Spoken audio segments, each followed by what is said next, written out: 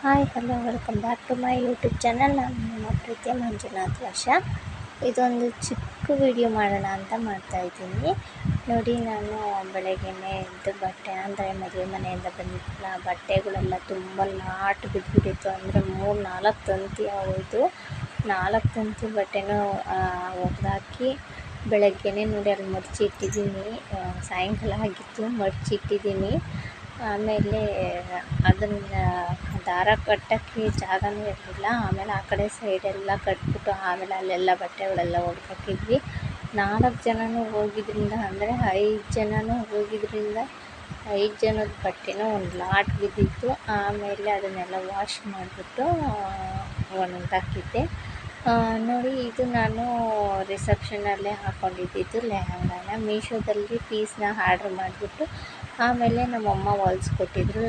ಲಂಗ ದಾವಣಿ ಥರ ತುಂಬ ಚೆನ್ನಾಗಿತ್ತು. ರಿಸೆಪ್ಷನ್ನಿಗೆ ಚೆನ್ನಾಗಿರುತ್ತೆ ಅಂತ ಹಾಕ್ಕೊಂಡೆ. ಆಮೇಲೆ ರಿಸೆಪ್ಷನ್ ಎಲ್ಲ ಮುಗೀತು. ನೋಡಿ, ಈ ಥರ ಎಲ್ಲ ಫೋಟೋಸ್ ಎಲ್ಲ ತೊಗೊಂಡಿದ್ದಲ್ಲ, ಅದನ್ನೆಲ್ಲ ಹಾಕೋಣ, ನಿಮಗೂ ತೋರಿಸೋಣ ಅಂತ ತೋರಿಸ್ತಾ ಇದ್ದೀನಿ.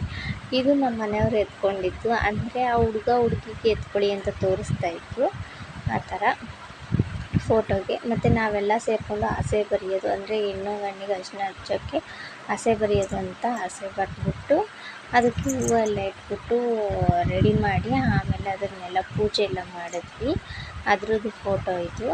ಅದಾದಮೇಲೆ ನಮ್ಮ ಕೈಯಲ್ಲಿ, ಅಂದರೆ ಪೇರ್ ಅಂದರೆ ಗಂಡ ಹೆಂಡ್ತಿ ಇಬ್ಬರು ಇರ್ತಾರಲ್ಲ, ಅವ್ರ ಕೈಯಲ್ಲಿ ಭತ್ತ ಕುಟ್ಟಿಸಿದ್ರು. ಆಮೇಲೆ ಈ ಥರ ಅಂದರೆ ಲಗ್ನ